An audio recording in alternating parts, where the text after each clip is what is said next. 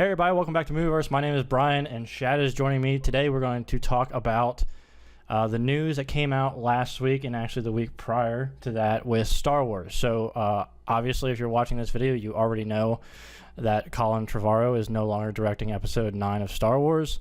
And people were kind of wondering who was going to take his place. A lot of people thought it might be Rian Johnson because he is writing and directing episode 8, and it seems like Lucasfilm has had a good experience with that, with when you consider all the drama they've had behind the scenes with Rogue One and them having to do some reshoots there and kind of fix some of the story elements there as far as like how dark it is. And then with Lord and Miller with the Han Solo movie. So a lot of people said, well, you know, there hasn't been any kind of behind the scenes drama with Rian Johnson, so they thought that that might be where they were going to go. And from our understanding, they did offer him that chance, but Rian Johnson turned it down, and it will actually be JJ Abrams.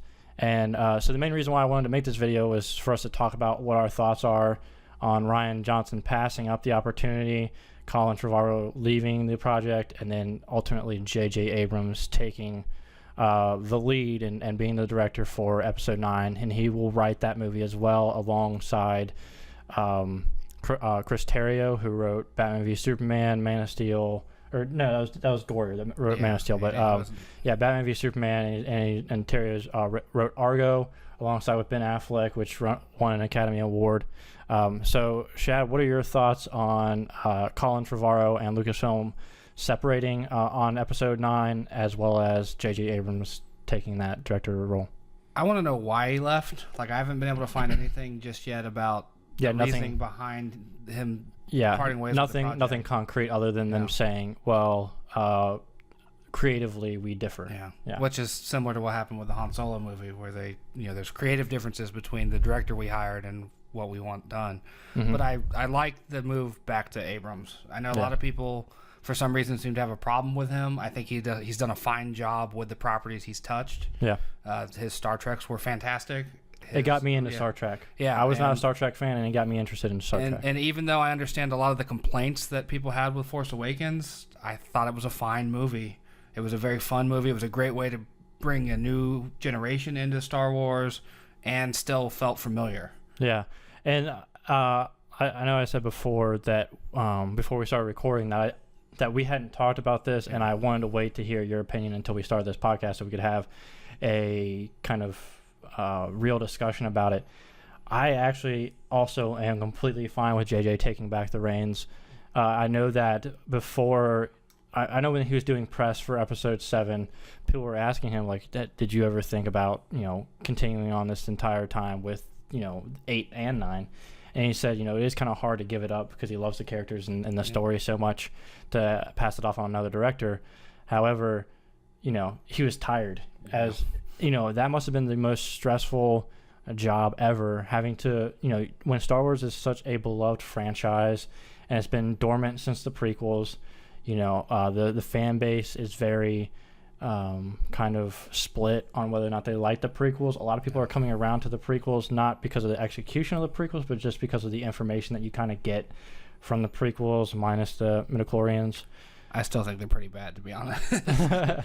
I'm not a big fan of the prequels myself. I'm just saying there are people who, have much bigger shows than we do who are starting to come around to the prequels. There are parts of the prequels that I can get behind, but there's plenty of in the prequels that I don't like. There's a lot of execution in the prequels I don't care for. The over-reliance on CGI that has aged very poorly. I don't know if you've ever seen episode 3. If you ever watched it in HD, it looks pretty bad. Really? Yeah, it is. It's pretty bad. I haven't gone back and watched it in a long time. But so with JJ Abrams, he had to come in and he had to bring fans of the prequels, the originals, the animated shows, and he had to bring us something new while also making it feel like the original trilogy. So that he had to honor the existence of Star Wars as it is. Yeah, and there are a few scenes in The Force Awakens that I do not care for, one of which being the Rathtar scene. Yeah, it's unnecessary. I understand that Star Wars has always had creatures that create danger, whether it be in what's basically the abominable snowman on Hoth and the I can't remember the names of I feel horrible for not being able to remember. It's right here. But so they have a history of having these creatures that are very dangerous and create peril for our characters. So I understood that part of it. Just I don't know. I felt like it was more of like oh, let's do this. So we have the opportunity to show Harrison Ford running down a corridor away from a ball. Yeah. And like punch a guy in the face. Yeah. Like he's Indiana Jones, even though he's Han Solo. Yeah. So, and that's the scene he got hurt during too, wasn't it? Wasn't that when he broke his leg? I don't remember if it was that or if it was a scene on like Starkiller Base. Okay. It was one of those. It was one of those sets that had a door. One of the hydraulic door crushed his leg. Yeah. But the movie overall, I really enjoyed it. It gave me a sense of, because, like I said, I'm not a fan of the prequels. When I was a kid, and whatever, I might have enjoyed the kind of silly kid jokes that happened in Episode 1. But other than that, I was never a big fan of the prequels, especially when I went back and watched them. And then with the original trilogy, I definitely appreciate them for what they are. But because I didn't watch that growing up, I remember when I was younger, I did watch like you see Empire Strikes Back or whatever on TV, and then my brother had like the special editions or like the VHS 3-pack. Yeah. So I do remember like watching them, but it wasn't a big part of my life back then. So when The Force Awakens came out, it felt like it was my Star Wars.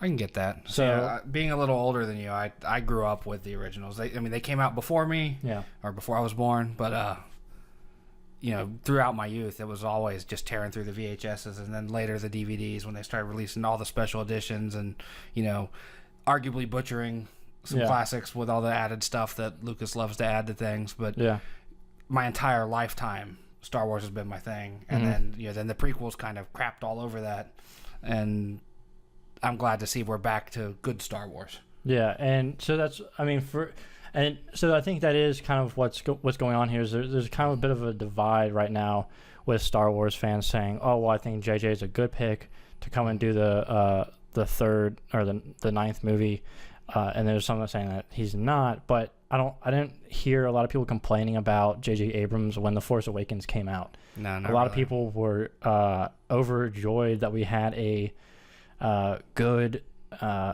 some people consider it great Star Wars movie. A lot of people, including myself, put it right up there with A New Hope and Empire Strikes Back. I would definitely put it in the top 3. Yeah, as far as quality wise. And he gave us a lot of characters alongside with Lawrence Kasdan. They gave us a lot of characters, new characters that we love: Rey, Finn, Poe, all those people, while also giving us great moments with Han Solo again. Oh, you're cold, just like some of those great Han Solo lines, as well as a great moment between Han Solo and Princess Leia, or General Leia in The Force Awakens. So I don't see why people have a lot of problems with The Force Awakens, and I don't see why people are kind of worried about JJ Abrams and his ability to close out the trilogy. I've seen a lot of people worried about the Chris Terrio, though, because of the bad taste that Batman v Superman left in a lot of people's mouths. Yeah, but you have to ask yourself, is that more Chris Terrio or is that more Zack Snyder? Yeah, that's how I feel about it. I'd love to know how much of the Martha scene was Terrio's writing and how much of it was Zack Snyder's influence. But that's a subject for a different video. That's a whole other topic that we could get into for a while. But so with Chris Terrio, it's like he could be hit or miss. If he was the person who wrote the Martha scene. Yeah. Okay, so you consider him hit or miss, right? So he hit really well with Argo. He missed with Batman v Superman. Yet to be determined on Justice League, which comes out in November, and then Episode 9, right? Yep. So he very well could hit it out of the park with Star Wars. Yeah. So for the record, I am not one of the ones that's skeptical. It's just I've seen a lot of people be skeptical on various movie websites. Originally, I didn't care for Batman v Superman. The more I've watched it and paid a little bit more attention to what's going on and some of the themes that are throughout the movie, I've started to appreciate it more. It's still not my favorite DC EU movie that's still Man of Steel. Yeah. I could talk for a full half hour on my opinion on Batman v Superman, so we better not go there. Yeah. This is a Force Awakens. But JJ Abrams. What I'm saying is, though, with Chris Terrio and JJ Abrams coming to write and direct Episode 9, I don't think we have anything to worry about. No, me either. Some people have said that they think JJ's great at coming up with ideas and not closing them out. Well, if you want to look at this 9th movie as the end of this trilogy, it's going to lead into another trilogy. So it's like, I think JJ has the opportunity to, yes, answer some questions on this trilogy, but then also set things up for the next trilogy. I'm not saying that I want a whole bunch of loose ends at the end of Episode 9. I'm just saying he can answer some questions or tie up some loose ends in Episode 9 of this trilogy, and then go into, a lot of people think that Luke and Leia are going to no longer be with the Star Wars storyline going forward, whether you think that's because of the unfortunate passing of Carrie Fisher, or but some people think that they could recast and try to honor her by continuing a great story with General Leia. But I am in the camp that I think Luke and Leia are no longer going to be a part of Star Wars after Episode 9, and that just paves the way for having our newer characters have their own adventures, not tied to those characters going forward after Episode 9. I think JJ's a great choice to kind of lead us into that. Yeah. And actually, Christian Harloff on Collider and Jedi Council and all that made a great point where it's like, if they would have announced ahead of time that JJ was going to direct Episode 7, Rian Johnson was going to direct Episode 8, and then JJ was going to come back and direct Episode 9, I don't think anybody would have had a problem with it. No, I don't think but so because it seems reactionary, people are like, oh, well, but that's not a bad thing, right? If you have a director in Colin Trevorrow who has a story that doesn't really agree with what you want to do, it's better to fire him before the movie starts than get 5 months into filming, like with Lord and Miller, and then cut it off when you're supposed to only have like a month of shooting left. Yeah, that Han Solo stuff scares me a little bit. Yeah, it's that's very concerning. I think that's where most of the nervousness comes with Star Wars fans as far as this Episode 9 news. But like I've said many times, I don't think we have anything to worry about. They pushed the movie back, so it's not going to come out until December 20th of 2019, which take your time and do it right, which is exactly what they did with The Force Awakens. The Force Awakens turned out great, in my opinion, and so I think that is going to translate over to Episode 9 the same way. Well, and at this point, we're used to Star Wars movies coming out at Christmas time. Yeah, and I actually love that. I actually love it coming out near Christmas time because it is like, I mean, there's just a feeling about it. It's like the Lord of the Rings trilogy did that too. Well, both trilogies did that. They were December movies. Yeah, it was a nice way to close out the year with a nice epic movie. Yeah, it's like we get plenty of superhero movies and stuff like that in the summertime. We don't need another big franchise in the summer, and they've already started to kind of spread out where you had Deadpool that was in February, and you had some like you're gonna have Thor in November, you're gonna have Justice League in November, so it's like you can spread these movies out to where we don't have to jam in all these movies into like a 3-month span in the summer. You can enjoy them throughout the year. Yeah, as is, it's pretty hard to stay up with. Exactly. If you have a job and a life and family and all that stuff. Yeah, I mean, I love movies, but I don't have enough time to go out and see as many movies as I would like. Yeah. And the Marvel, the DC movies, the Star Wars movies are the ones that I really like to keep up on, and so those are the ones I usually check out in the theaters, and then the smaller movies I typically buy on Blu-ray. I really want to watch Get Out and Detroit and some of those types of movies. Yeah, there's a lot of movies that came out this Baby Driver, Dark Tower. There's so many movies I haven't got to see yet. Yeah. So I like the spreading it out. I like Star Wars being in December. I look forward to that as an end of the year cap. Yeah, so with JJ and Chris Terrio writing the script, like I said, I think we're in good hands until I'm shown something different. I mean, it is way too early to really be scared. Exactly. Yeah.